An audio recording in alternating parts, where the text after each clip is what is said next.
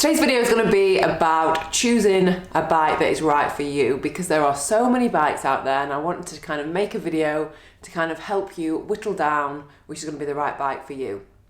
So the first thing to look at, and sounds very simple, but it is, what type of riding am I going to be doing? So are you going to be riding on gravel? Are you going to be riding like adventure riding where you need like clearance for wider tyres? Are you going to be doing mainly road? Are you going to be on mountains, on big chunky rocks where you're going to need suspension? So that's the first thing that I would look at, is the style of riding that you're going to be doing, because I see so many people commuting to work on the road on mountain bikes with suspension. I'm like, you're just making that so much harder for yourself by riding a bike like that. So make sure it's going to fit into the type of riding that you're going to be doing.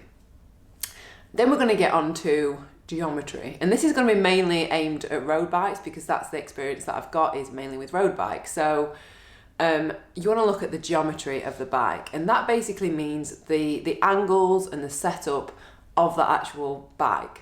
So there are three main types of geometry. You've got endurance, which is going to be a lot more comfortable, a lot more upright. You've also got like a racier style, so the handlebars are going to be a lot lower. You're going to be in a much more kind of racier, more aggressive position. And then you've got like an aero or a time trial bike where you are like, your back is completely flat and you are just dropped down into such an aggressive position just to get those aero gains. So they are the three main types of geometry.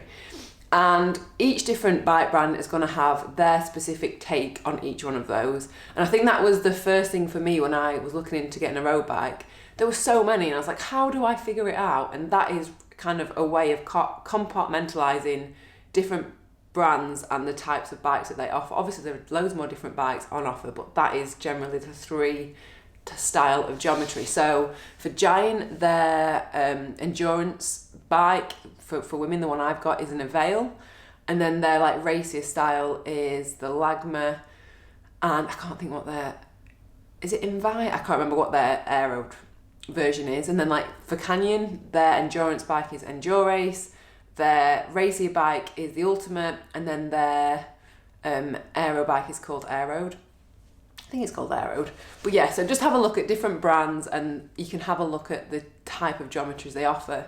And so that's what you need to think about. Are you going to be doing like longer rides, like where you're going to be more interested in comfort? Or are you going to want to get into racing? Or are you all about the aerodynamics and TT? And I would say if it's going to be your first bike, go for endurance, because you want to be comfortable and you're just kind of figuring out how to actually ride on the road on a road bike. So that's what I did. All my bikes are endurance bikes and I just find them very comfortable. So yeah, that's the first thing. So look at the geometries. Then the next thing to look at is sizing. And this is a bit of a minefield because it's so difficult, because there are so many different brands with their own different sizing, and no two brands that I've found are that similar, because they all have different sizing. So for instance, my Giant is a medium, and they don't actually go in like 52, 54 like centimeter frames. They just go, I think it's extra small, small, medium and large. So mine's a medium, whereas in a Canyon and the same style geometry, I would be a small. So what I would say for that is, you basically just need to try it before you buy. You need to just go and try as many different bikes, as many different frames as you can, like borrow a friend's, see if that sizing is similar for you, and just find the best fit for you. Because yes, you can look on websites for different size comparisons, but nothing actually beats actually sitting on a bike and feeling what that feels like, if that makes sense. But the main two things that you want to look at in sizing, I learnt this from my good friend Phil Burt, bike fitter he was the physio for Team Sky and British Cycling, is stack height and reach. So stack height is the front end of the bike and how high up that's going to be. And then reach is from when you're sat on the saddle and how kind of stretched out or how bent your elbows are going to be, your hands basically on the handlebars. So they're the two main things that you are looking at.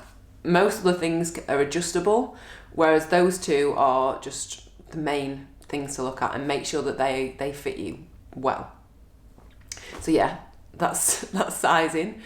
A third thing that I would say that you need to look out for is pricing.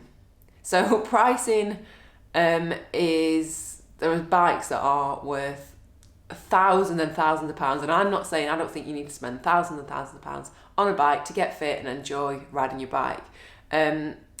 What I would say is, and I can't remember who I heard this from, but I think this is a really good tip and some good advice, is don't buy a bike that you can't afford to replace. So don't spend 5 years saving 10 grand for a bike and then not being able to replace it. Obviously you get it insured, but you get the sentiment.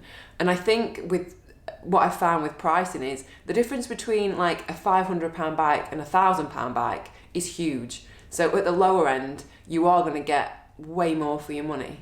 But I would say after around £1,500, it's all about weight savings. So components that are slightly lighter, that feel slightly better to change and shift. So for me, that the bigger jump is between 500 and 1,000. I think £1,000, you can get such a good bike. If you want to spend £5 grand on a bike, go for it. But I don't think you need to spend that to have an amazing bike that you love. Because I love the Avail that I had, and it's an alloy. It was the cheapest model that they did, and I absolutely loved it. So yeah, there is that, and you can also upgrade components as time goes on, which is what I did with that bike. The fourth thing now to look at is whether you want an alloy or a carbon bike.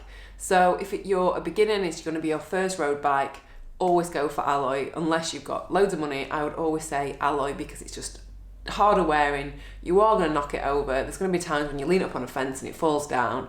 So personally, I just do like alloy, and alloy now is just really good. I've had some really good bikes. That my commuter bike and my main bike that I ride is alloy. I really like it. I really rate it. And yeah, but it's completely up to you. You've got to have something that you like, and that kind of leads me on to tip 5 is the look of it, the colour of it. You've got to want to ride the thing, and yes, it might sound shallow, it might sound, I don't know, you've got to want to ride it, it's got to look nice. And I remember when I first got my giant Avail 5 years ago now, where I was staying in Adelaide, I was at an Airbnb and she let me keep it in the room. And I remember waking up the day after I'd bought it and looking at it and being like, I am so lucky. Like, the bike is just, it just looks so good. I want to get out and ride on it. And that's what you've got to want to do. You've got to want to ride the thing. So get one that you absolutely love, that you just want to ride all the time. And yeah, so I reckon that those 5 tips, I think that pretty much covers everything to do with riding your bike. And if you've got any questions about a bike that you want to get, if you think like recommendations, then leave them in the comments below and I will get back to those. And yeah, I think that's pretty much it. So I hope you found that helpful, and I will see you next video.